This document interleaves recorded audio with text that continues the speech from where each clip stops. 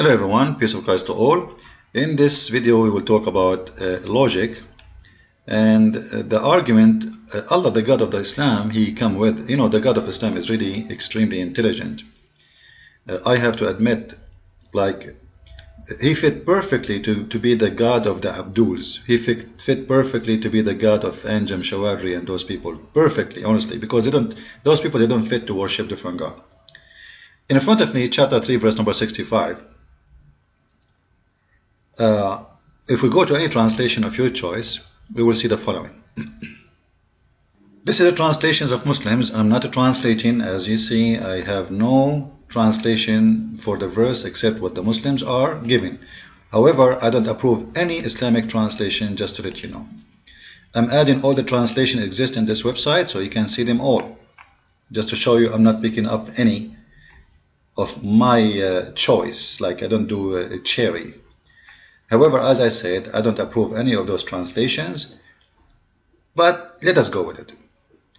In the top of it, the top one, O people of the scriptures. And here I want to show you the logic and the stupidity. You see, this is a verse alone is enough to prove to us that Islam is a stupid religion. And I challenge the Muslims to follow the logic of Allah. I challenge them. This is a challenge for the Muslims, to follow this verse and practice the logic of Allah. Why? O people of the scriptures. Now, who is people of the scriptures? It's us. The first mistake is how you can call us people of the scriptures if supposedly we don't have scriptures no more. Why you keep calling us people of scriptures when we did not even preserve the scriptures and it is corrupt as you claim? Still you call us people of the scriptures?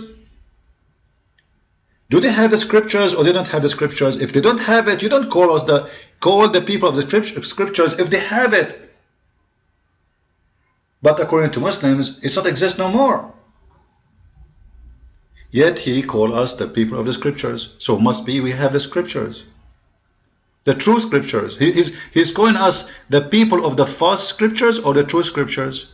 The true scriptures. So it's a stupid statement, because either we are not having the true scriptures or we have it. So remember always when the Quran repeat this word, O people of the scriptures, which is all over the Quran, proven to us again that the Quran is a shish kebab falafel made by a guy who used to work in a grocery store, but he is not even the cashier.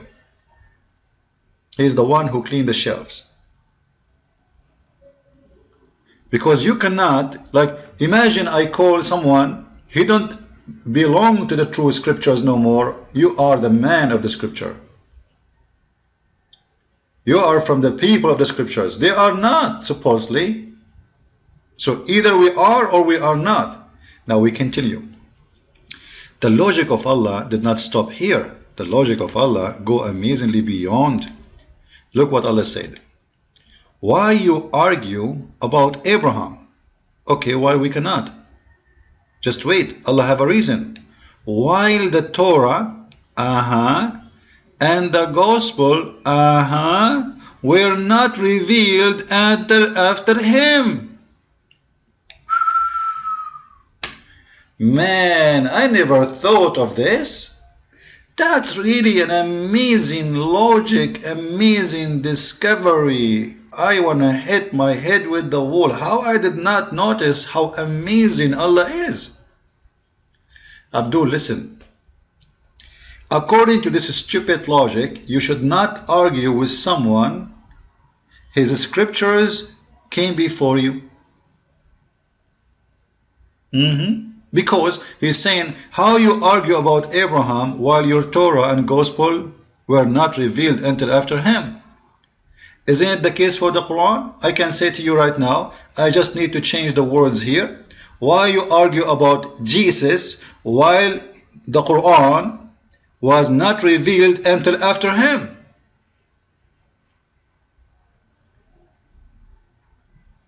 Then will you reason? Will you?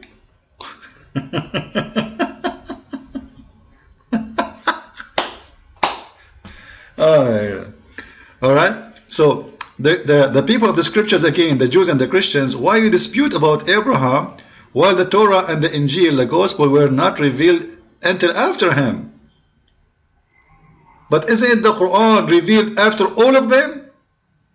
But yet the Muslims dispute about the Torah, about Abraham, about, isn't it you who is disputing about Abraham and your book who came at the end?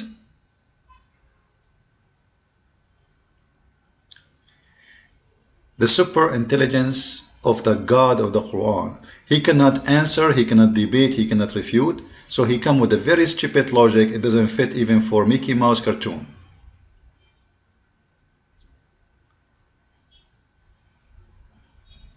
This verse alone, for me, is enough to prove that Islam is false.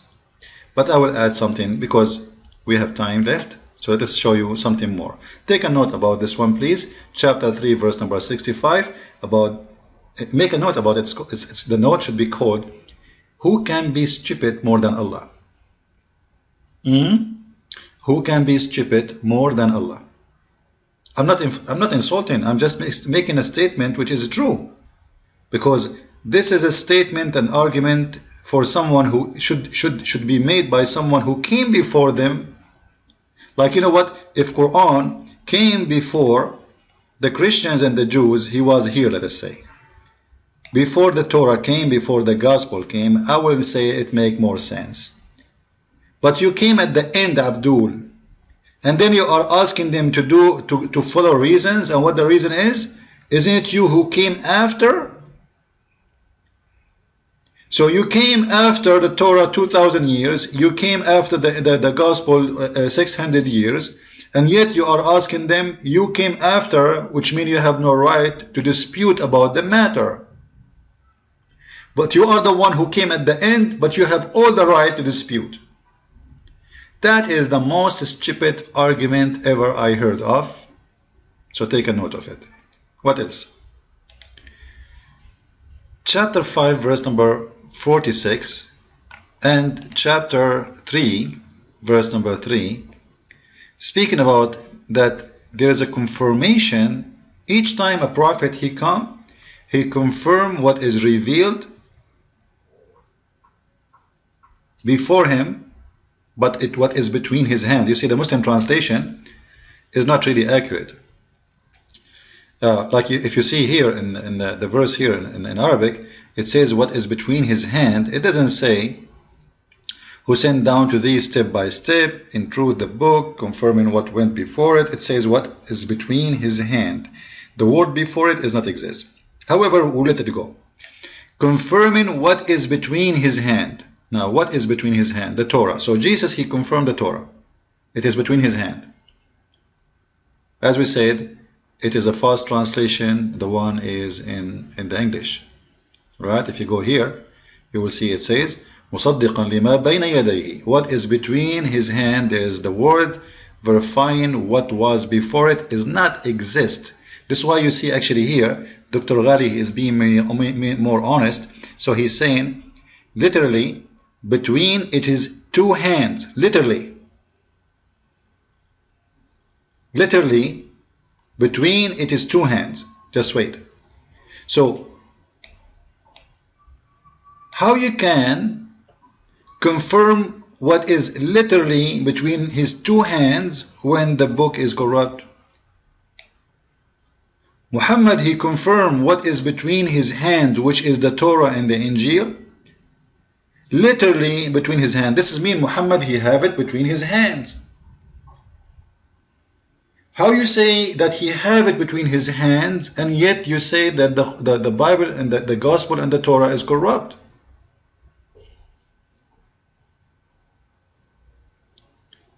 You see the stupidity?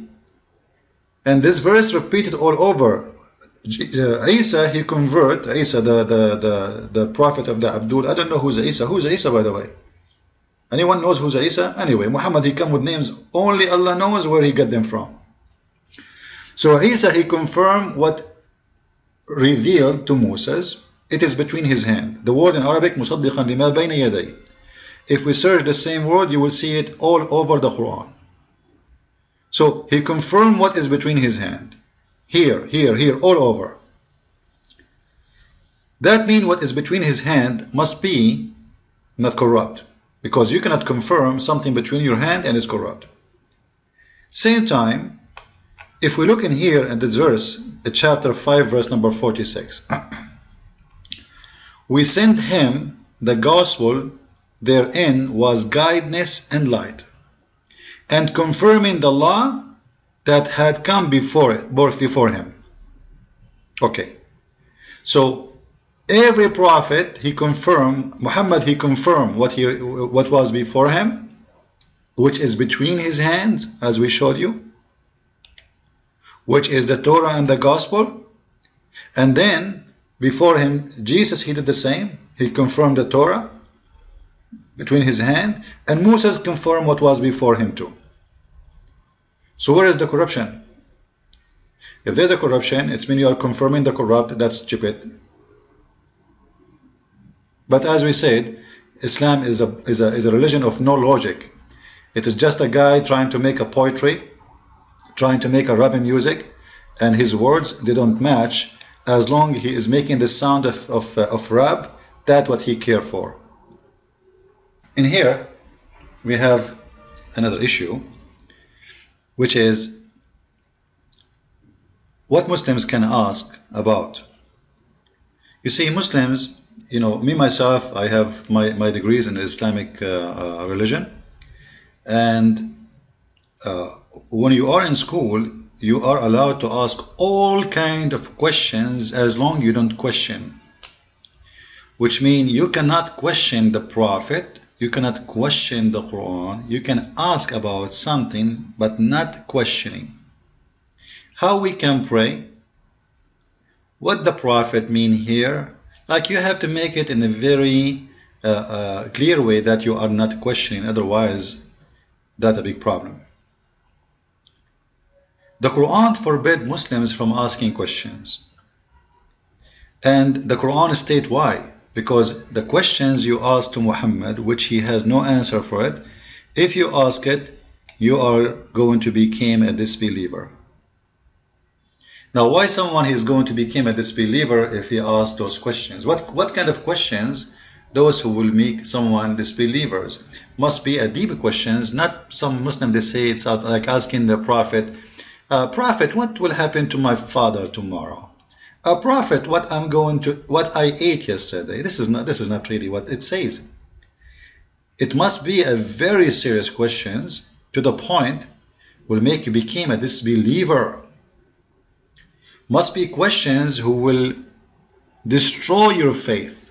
So what kind of questions those that will destroy the faith of someone? Actually, there's millions of them. If I am listening to Muhammad, I should ask him the first thing, why you have many verses in the Quran saying that your God, he will not give you miracles? How come all those people asking you for miracles, but still you cannot perform one? Why the Quran says we refrain from doing miracles to our Prophet Muhammad? Why refrain? When the God of Islam, he gave miracles to all prophets before him. Like the Muslim, they say to you, there's the moon split in the Quran. This have nothing to do with any miracles. Even the Quran doesn't say that. Because if it is, you will not find in chapter 2 a verse saying, we wish he can provide us with one sign. And chapter 2 in the Quran, by the way, is in the end of the Quran, not in the beginning of the Quran as it is today. And the chapter of the moon was long before it. So if the moon is a miracle already, he should say, well, you have the moon already. We split the moon. So there's many verses after that verse came, and all of them they are asking Muhammad, why you cannot provide a miracle? As we see in chapter 2, verse 118, you will see people still at the end of the Quran. This is at the end of the Quran. This is after more than 80 I think 87 chapter. Still people are asking, like, how come we wish, why he don't even give us with a sign? One sign. We wish he can come with one sign. One miracle. Still the God of Islam cannot come with one miracle. So in this video we concentrate in many things, but the most important one is the first one, the logic about asking questions. You cannot debate someone who came before you, as you remember here. Thank you. God bless.